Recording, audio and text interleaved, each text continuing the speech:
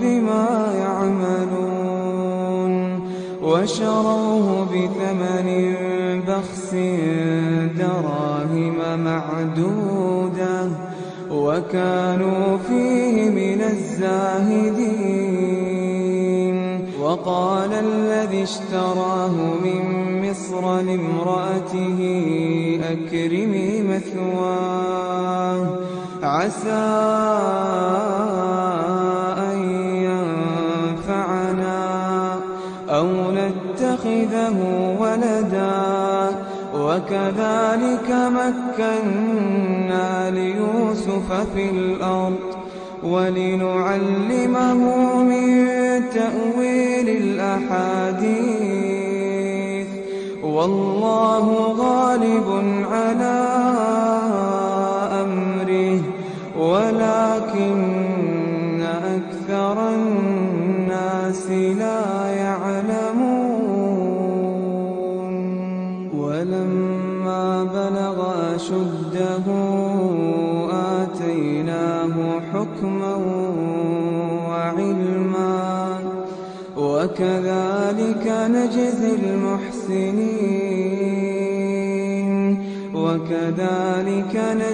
المحسنين.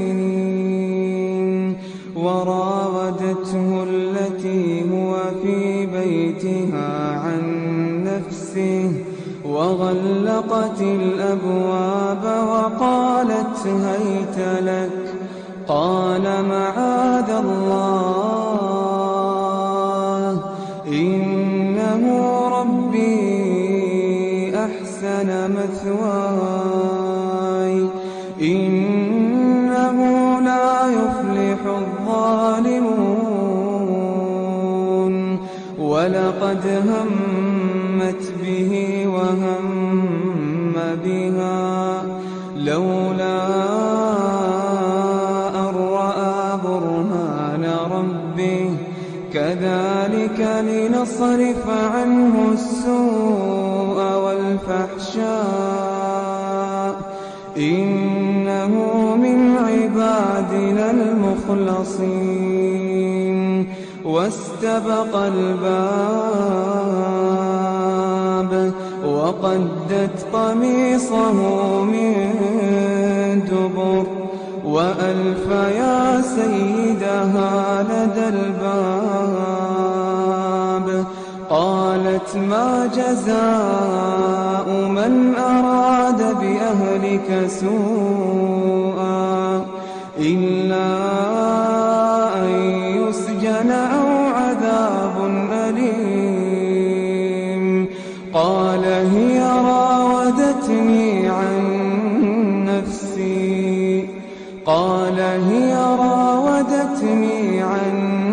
نفسي وشهد شاهد من أهلها إن كان قميصه قد من قبل فصدقت وهو من الكاذبين. وإن كان قميصه قد من دبر فكذبت وهو من الصادقين. فلما رأى قميصه قد من دبر قال إنه من كيدكن إن كيدكن عظيم.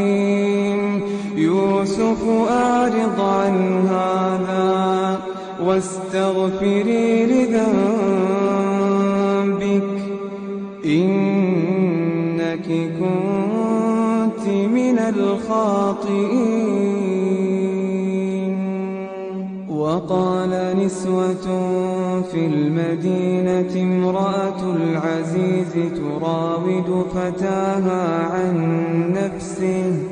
قد شغفها حبا إنا لنراها في ضلال مبين. فلما سمعت بمكرهن أحسنت إليهن وأعتدت لهن متكئا وآتت كل واحدة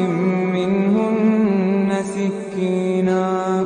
وقالت اخرج عليهن فلما رأينه أكبرنه وقطعن أيديهن وقلن حاش لله ما هذا بشرا إن هذا إلا ملك كريم قالت فذلكن الذي لمتنني فيه ولقد راودته عن نفسه فاستعصم ولئن لم يفعل ما آمره ليسجنن وليكونا من الصاغرين قال رب السجن أحب إلي مما يدعونني إليه وإلا تصرف عني كيدهن أصب إليهن وأكن من الجاهلين فاستجاب له ربه فصرف عنه كيدهن إنه هو السميع العليم ثم بدا لهم من بعد ما رأوا الآيات ليسجننه حتى حين ودخل معه السجن فتيان قال أحدهما إني أراني أعصر خمرا وقال الآخر إني أراني أحمل فوق رأسي خبزا تأكل الطير منه نبئنا بتأويله إنا نراك من المحسنين قال لا يأتيكما طعام ترزقانه إلا نبأتكما بتأويله قبل أن يأتيكما ذلكما مما علمني ربي إني تركت ملة قوم لا يؤمنون بالله وهم بالآخرة هم كافرون واتبعت ملة آبائي إبراهيم وإسحاق ويعقوب ما كان لنا أن نشرك بالله من شيء ذلك من فضل الله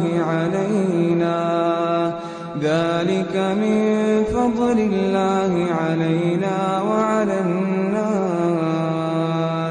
ولكن أكثر الناس لا يشكرون يا صاحبي السجن أأرباب متفرقون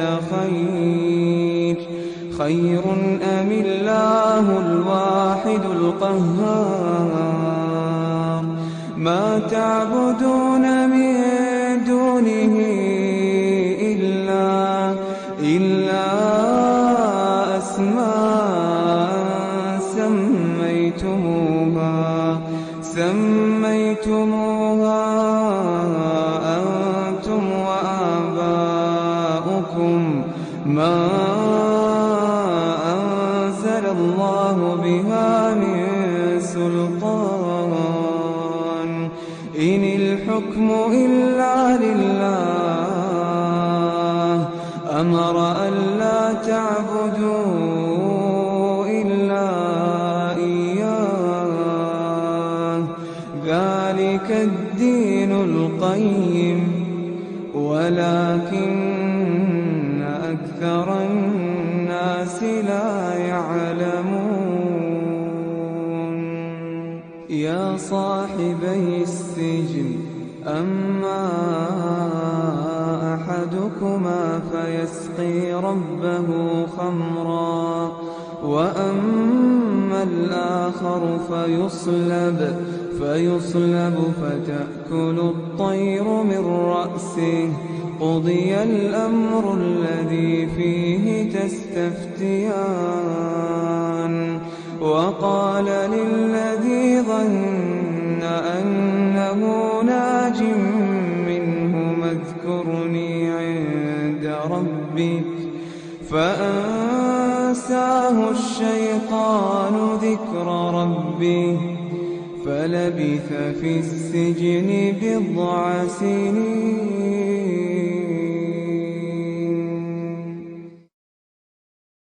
وجاءت سيارة فأرسلوا واردهم فأدلى دلوه قال يا بشرى هذا غلام وأسروه بضاعة والله عليم بما يعملون وشروه بثمن بخس دراهم معدودة وكانوا فيه من الزاهدين وقال الذي اشتراه من مصر لامرأته أكرمي مثواه عسى أن ينفعنا أو نتخذه ولدا وكذلك مكنا ليوسف في الأرض ولنعلمه من تأويل الأحاديث والله غالب على أمره ولكن أكثر الناس لا يعلمون ولما بلغ أشده آتيناه حكما وعلما وكذلك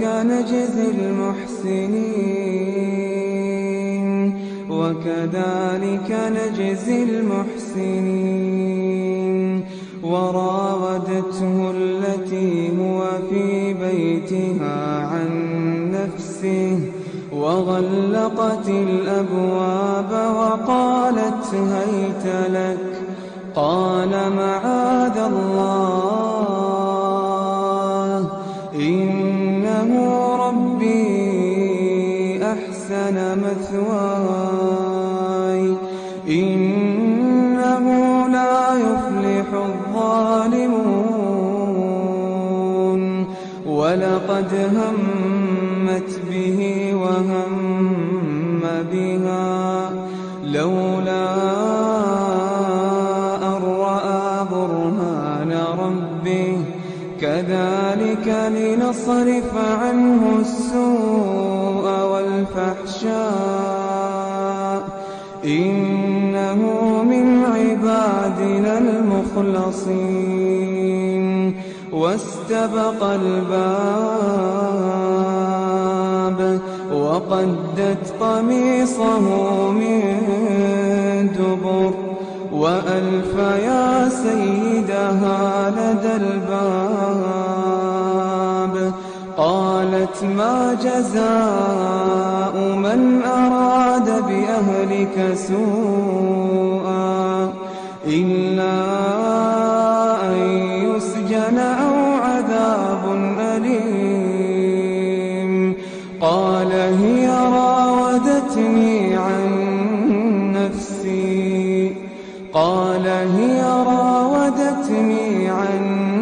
نفسي وشهد شاهد من أهلها إن كان قميصه قد من قبل فصدقت وهو من الكاذبين وإن كان قميصه قد من دبر فكذبت وهو من الصادقين فلما رأى قميصه قد من دبر قال إنه من كيدكن إن كيدكن عظيم يوسف أعرض عن هذا واستغفري لذنبك إنك كنت من الخاطئين. وقال نسوة في المدينة امرأة العزيز تراود فتاها عن نفسه قد شغفها حبا إنا لنراها في ضلال مبين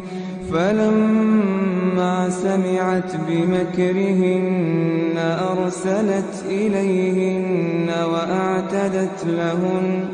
وأعتدت لهن متكئا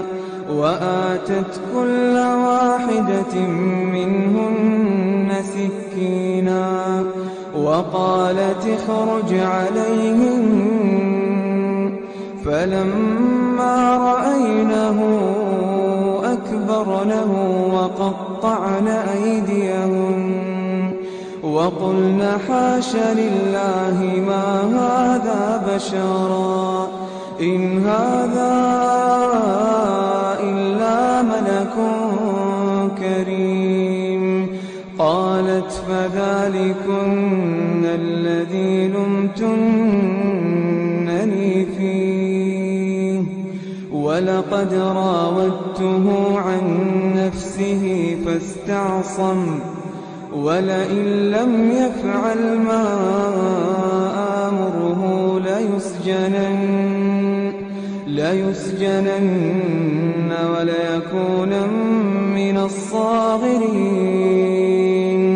قال رب السجن أحب إلي مما يدعونني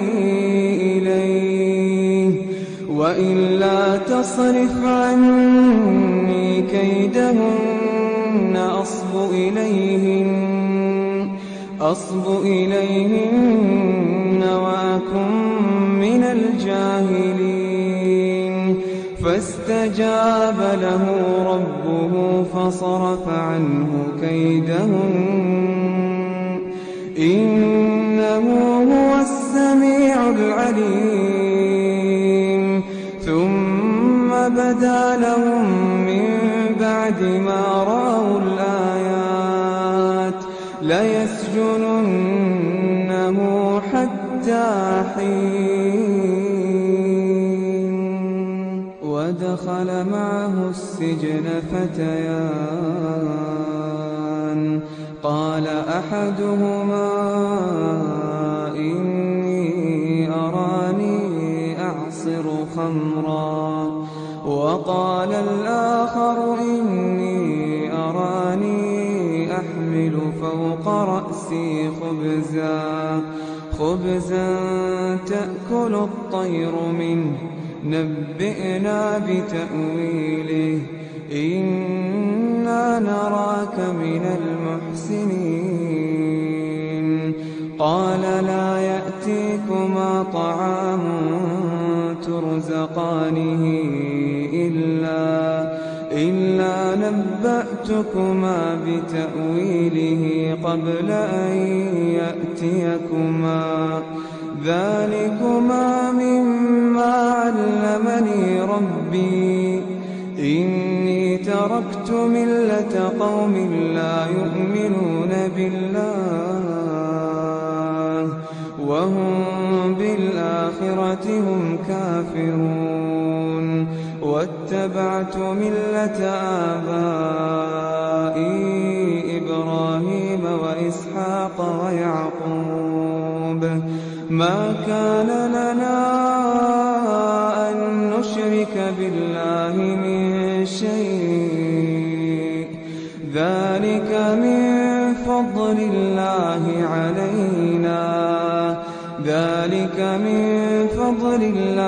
علينا وعلى الناس ولكن أكثر الناس لا يشكرون. يا صاحبي السجن أأرباب متفرقون خير أم الله الواحد القهار. ما تعبدون من دونه إلا أسماء سميتموها أنتم وآباؤكم ما أنزل الله بها من سلطان إن الحكم إلا لله أمر ألا تعبدوا إلا إياه ذلك الدين القيم ولكن أكثر الناس لا يعلمون. يا صاحبي السجن أما أحدكما فيسقي ربه خمرا وأما الآخر فيصلب فتأكل الطير من رأسه. قضي الأمر الذي فيه تستفتيان.